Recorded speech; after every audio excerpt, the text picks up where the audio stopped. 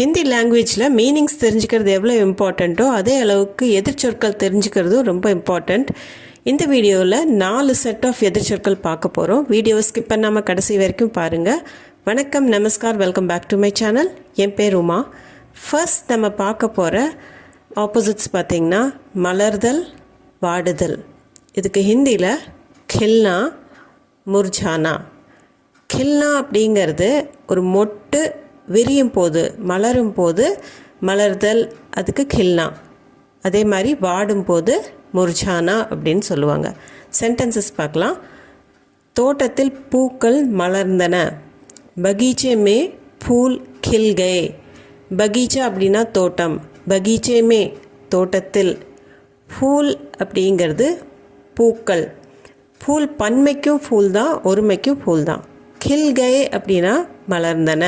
So இந்த இடத்துல கில்னா அப்படிங்கிறது நம்ம லிட்ரலாக பூ மலர்ந்துச்சு அப்படின்னு சொன்னோம். பகீச்சேமே ஃபூல் கில் கயே. மாலைக்குள் எல்லா பூக்களும் வாடிவிட்டன. ஷாம் தக் சாரே ஃபூல் முர்ஜா கயே. ஷாம்னா ஈவினிங், மாலை. ஷாம் தக் அப்படின்னா மாலைக்குள். இந்த இடத்துல தக் அப்படிங்கிறது வரைங்கிற மீனிங்கில் வராது. நம்ம டைம் சொல்லும்போது நாளைக்குள் அப்படின்னா கல் தக், ஈவினிங் ஷாம் தக் அப்படின்னா மாலைக்குள், அந்த ஈவினிங் டைமுக்குள்ளே அப்படின்னு சொல்கிறதுக்கு தான் இந்த தக் இந்த இடத்துல யூஸ் பண்ணுவோம். ஷாம் தக். சாரேனா எல்லா, ஃபூல் அப்படிங்கிறது பூ, பூக்கள். ரெண்டுக்குமே ஒருமை பன்மைக்கும் நம்ம ஃபூல்னு தான் சொல்லுவோம். வாடி விட்டன முர்ஜா கயே. ஸோ முர்ஜானா இந்த இடத்துல வாடுறது, பூக்கள் வாடிடுச்சு அப்படின்னு சொல்கிறதுக்கு ஃபூல் முர்ஜா கயே. ஷாம் தக் சாரே ஃபூல் முர்ஜா கயே. தாயை கண்டதும் குழந்தையின் முகம் பிரகாசமடைந்தது. மா கோ தேக்கர் பச்சே கா செஹரா கில் உட்டா. மா அப்படின்னா அம்மா, மா கோ தாயை, தேக்னானா பார்க்கறது, தேக்கர் அப்படின்னா பார்த்ததும் கண்டதும், பச்சா குழந்தை, செஹரான முகம், பச்சே கா செஹரா அப்படின்னா குழந்தையின் முகம், கில் உட்டா அப்படின்னா அப்படியே மலர்ந்துடுச்சு, அப்படியே ரொம்ப ஜொலிக்க ஆரம்பிச்சிடுச்சு, அந்த பிரகாசமாக இருக்கும் குழந்தை தாயை பார்த்த உடனே. ஸோ அந்த இடத்துல நம்ம இந்த கில்னாங்கிற வேர்டை யூஸ் பண்ணுறோம். எப்படி பூ மொட்டிலிருந்து மலர்தோ அதே மாதிரி குழந்தையோட முகமும் மலர்ந்துடுச்சு அப்படின்னு சொல்கிறதுக்கு இது இந்த இடத்துல யூஸ் பண்ணிக்கிறோம். माँ को देखकर बच्चे का चेहरा खिल उठा. நோயால் அவன் முகம் வாடி போய்விட்டது. बीमारी से उसका चेहरा मुरझा गया. बीमारी அப்படின்னா நோய், बीमारी से அப்படின்னா நோயால், நோயின் காரணத்தினால் அப்படின்னு சொல்கிறதுக்கு தான் இந்த बीमारी से நம்ம யூஸ் பண்ணிக்கலாம்.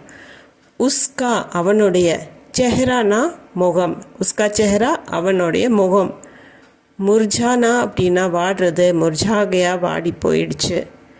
பீமாரி சே நோயால், உஸ்கா செஹரா அவனுடைய முகம், முர்ஜா கயா அப்படின்னா வாடிடுச்சு. நோயால் அவன் முகம் வாடி போய் விட்டது அப்படின்னு சொல்கிறதுக்கு பீமாரி சே உஸ்கா செஹரா முர்ஜா கயா. இந்த இடத்துல செஹரா முர்ஜா கயான்னு நம்ம யூஸ் பண்ணிக்கிறோம். இப்போ அடுத்த செட் பார்த்திங்கன்னா ஊற வைத்தல், அல்லது நனைக்கிறோம் நம்ம துணிகளவோ, இல்லை நம்ம நினச்சிட்றோம், அந்த மாதிரி ஊறுறதுக்கு பிகோனான்னு நம்ம சொல்லுவோம். அதோட ஆப்போசிட் உலர்த்துதல், காய வைக்கிறதுக்கு சுகானா. பிகோனா, சுகானா.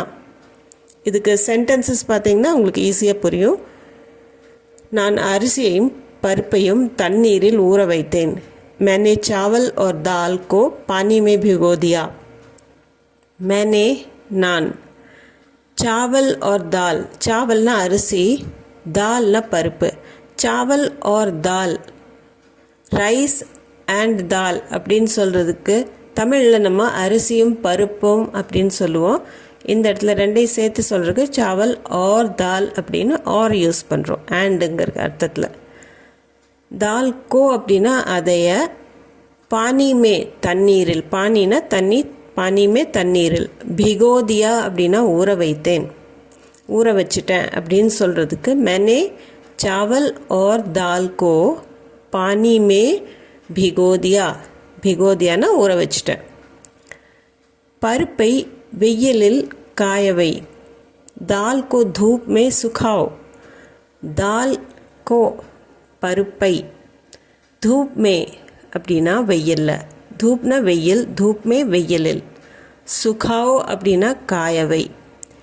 ஸோ பிகோனா அப்படின்னா ஊற வைக்கிறது, சுகானா அப்படின்னா காய வைக்கிறது. முதல்ல தண்ணியில் ஊற வச்சோம், அடுத்தது காய வைக்கிறதுக்கு சுகாவோன்னு சொல்லுவோம். தால் கோ தூப் மே சுகாओ. பருப்பை வெயிலில் காயவை. தால் கோ தூப் மே சுகாओ. மழை எங்களை முழுவதுமாக நனைத்து விட்டது. பாரிஷ் நே ஹமே பூரி தராசே பிகோ தியா. பாரிஷ் அப்படின்னா மழை. பாரிஷ் நே ஹமே எங்களை, ஹம்னா நாங்கள், ஹமேனா எங்களை, பூரி தரா அப்படின்னா முழுவதுமாக, கம்ப்ளீட்டாக, பூரி தராசே முழுவதுமாக, பிகோதியா அப்படின்னா நனைத்து விட்டது. மழை பெஞ்சதில் நம்ம நினச்சிட்டோம், மழை நம்மளை நினச்சிடுச்சு அப்படின்னு சொல்கிறதுக்கு பாரிஷ் நே ஹமே பூரி தராசே பிகோதியா. ஸோ இந்த இடத்துல நம்ம சொல்கிறதுக்கு காரணம் அது பிகோதியா அப்படின்னா தண்ணியில் நனைஞ்சிட்டோம் அப்படின்னு நம்ம சொல்கிறோம். ஸோ ஊற வைக்கிறதுக்கு பதிலாக நனைஞ்சிட்டோங்கிற அர்த்தத்தில் யூஸ் பண்ணியிருக்கிறோம். ஹேர் ட்ரையர் கொண்டு உன் தலைமுடியை உலர்த்தவும். ஹேர் ட்ரையர் சே அப்னே பால் சுகாओ. ஹேர் ட்ரையருங்கிறது இங்கிலீஷ் வேர்ட்ஸ். ஹேர் ட்ரையர் சே, ஹேர் ட்ரையர் கொண்டு, அப்னே பால் தன்னுடைய முடி, தலைமுடிக்கு பால், சுகாओ அப்படின்னா அதை காயவை, தலைமுடியை காயவை, ட்ரை பண்ணு அப்படின்னு சொல்கிறதுக்கு தான் பால் சுகாओன்னு நம்ம சொல்லுவோம். ஹிந்தியில் பால்னு தான் சொல்லுவோம். தலையை தொடச்சிக்கோ, தலையை தோட்டிக்கோ அப்படின்னு சொல்கிறதுக்குமே பால் சுகாओ அப்படின்னு தான் நம்ம சொல்லணும். ஹிந்தியில் தலைக்கு சிர் அப்படின்னு யூஸ் பண்ணுறது கிடையாது. தலைமுடிக்கு நம்ம பால் அப்படின்னு தான் சொல்லுவோம். ஸோ தலை தோட்டிக்கோ அப்படின்னு சொல்லணுன்னாலும் பால் சுகாओ. துணிகளை சோப்பு நீரில் ஊறவை. கப்படோ கோ சாபுன் கே பானி மே பிகோ தோ. கப்படோ கோ அப்படின்னா துணிகளை, கப்படே அப்படிங்கிறது பன்மை, நம்ம வேற்றுமை உருபு சேர்த்துறதுனால கப்படோ கோ துணிகளை. சாபுன் கா பானி அப்படின்னா சோப்பு தண்ணி. சாபுன் கா பானி, சாபுன் கே பானி மே சோப்பு நீரில். பிகோ தோ அப்படின்னா ஊறவை. ஸோ இந்த இடத்துல துணிகளை சோப்பு தண்ணியில் ஊறவைன்னு சொல்கிறதுக்கு கப்படோ கோ சாபுன் கே பானி மே பிகோ தோ அப்படின்னு நம்ம சொல்லுவோம். வெயிலில் துணிகளை காயப்போடு. கப்படே தூப் மே சுகா தோ. கப்படேங்கிறது கப்படாவோட பன்மை கப்படே. தூப்னா வெயில், தூப் மே வெயிலில், சுகா தோ அப்படின்னா காயப்போடு.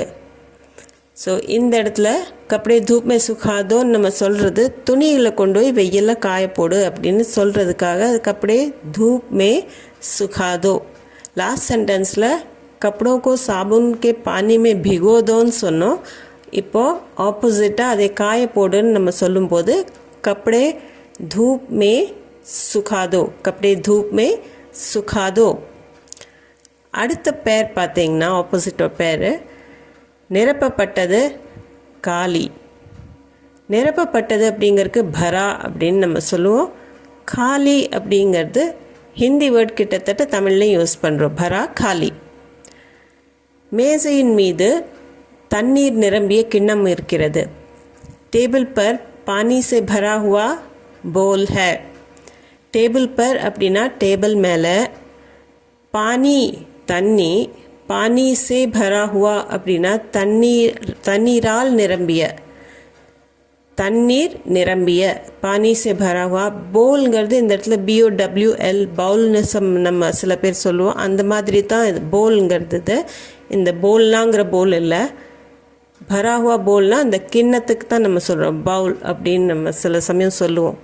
டேபிள் பர் மேசையின் மீது பானி சே பரா ஹுவா பவுல் ஹை, தண்ணீர் நிரம்பிய கிண்ணம் இருக்குது. இந்த காலி பெட்டிக்குள் எதையும் வைக்க வேண்டாம்.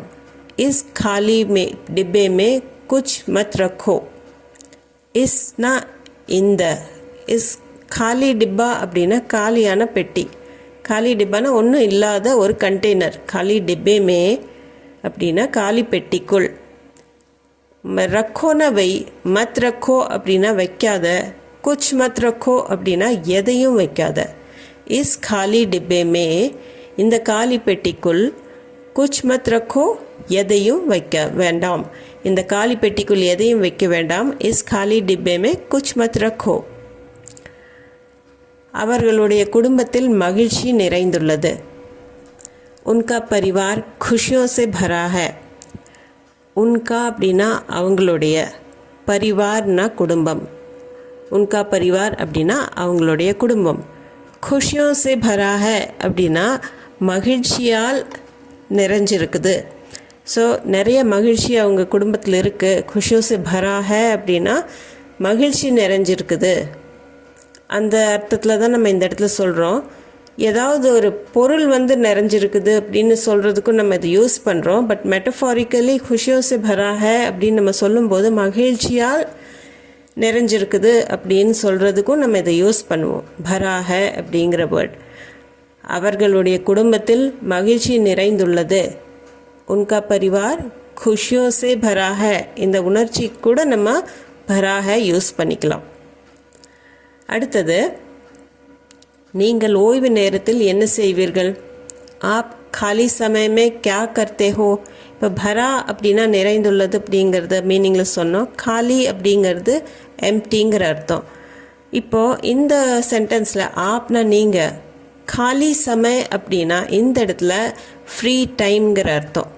खालीனா எம்டிங்கிற அர்த்தம் வராது, ஃப்ரீ டைம் அதாவது ஓய்வு நேரத்தில்.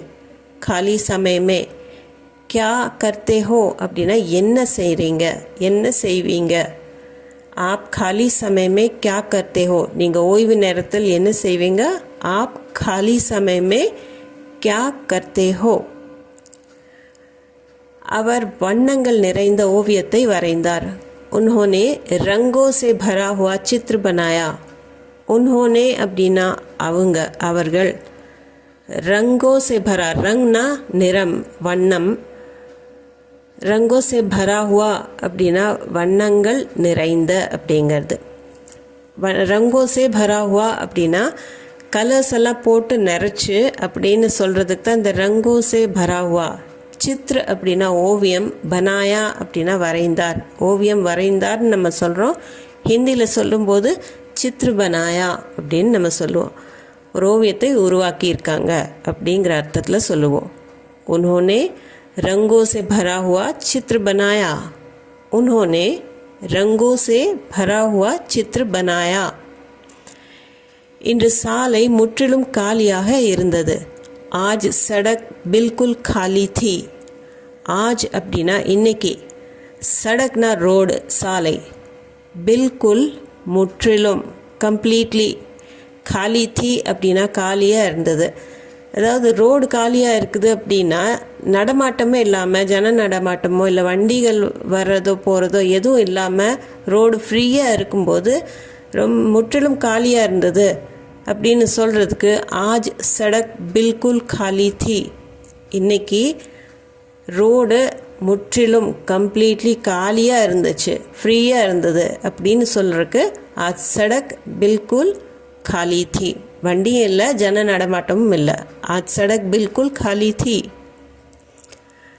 அடுத்த பெயர் பார்த்திங்கன்னா வலுவான, பலவீனமான அப்படின்னு சொல்கிறதுக்கு மஸ்பூத், கம்சோர். மஸ்பூத்னா ஸ்ட்ராங், வலுவான. கம்சோர்னா வீக், பலவீனமான. ஸோ இந்த ரெண்டுக்கும் சென்டென்சஸ் பார்க்கலாம். மஸ்பூத் வர்சஸ் கம்சோர். இந்த கயிறு வலிமையானது. ये रस्सी मजबूत है. ஏன்னா இது, ஏ ரஸ்ஸி அப்படின்னா இந்த கயிறு, ரஸ்ஸினா கயிறு, ஏ ரஸ்ஸி அப்படின்னா இந்த கயிறு.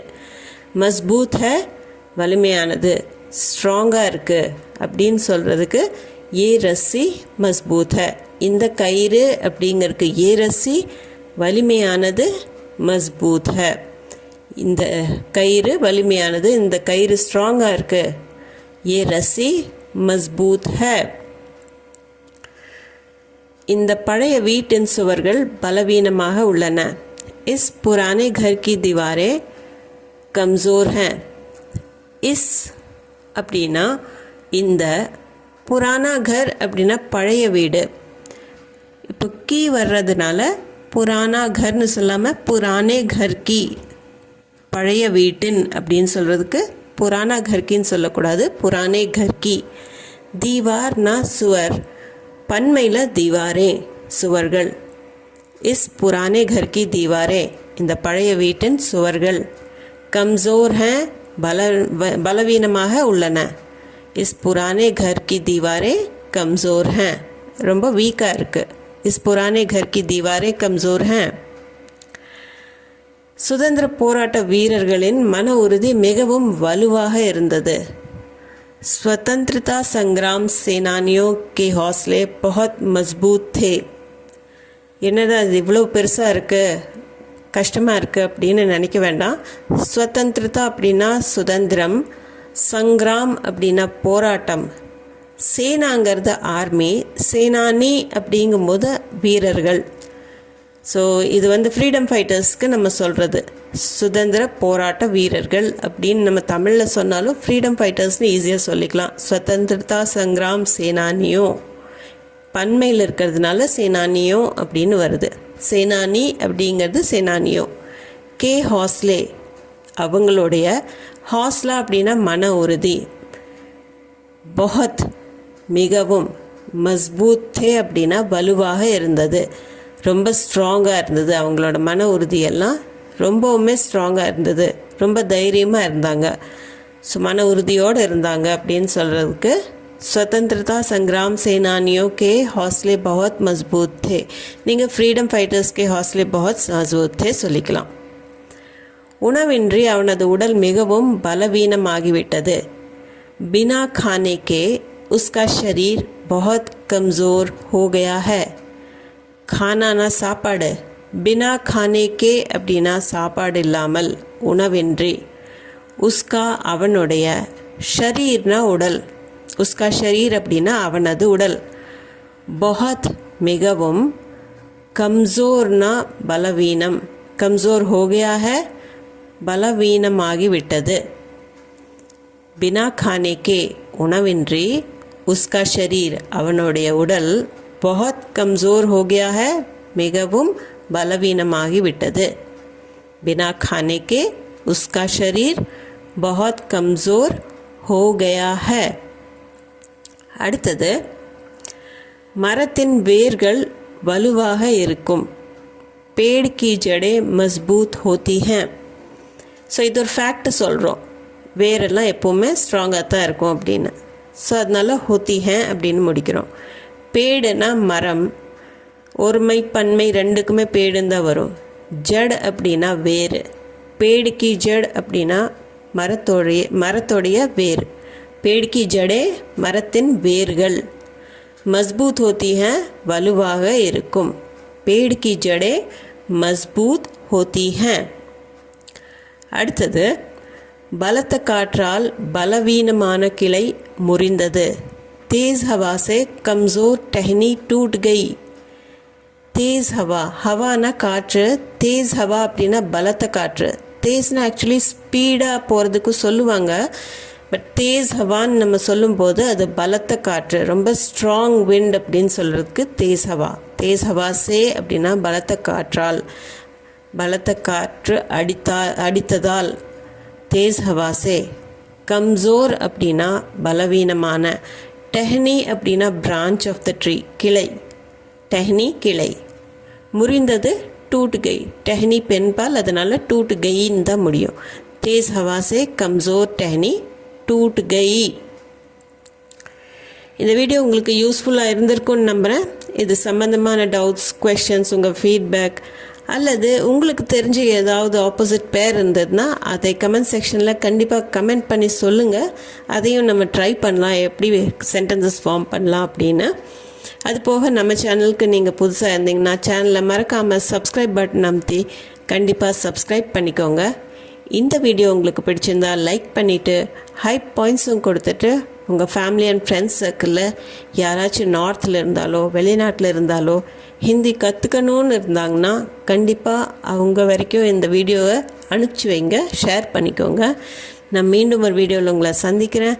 தேங்க்யூ ஃபார் வாட்சிங்.